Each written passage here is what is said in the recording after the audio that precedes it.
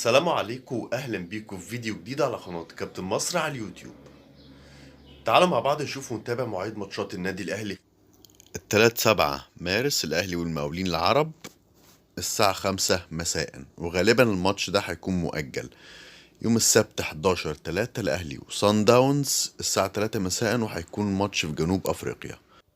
18 مارس الاهلي مع القطن الكاميروني الساعة 6 مساء بتوقيت مصر. النادي الأهلي مع الهلال السوداني في ماتش العودة دوري أبطال أفريقيا 31/3. في الدوري المصري النادي الأهلي مع غزل المحلة 5/4.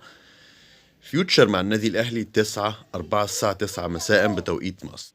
النادي الأهلي مع فاركو 14/4 9 مساء.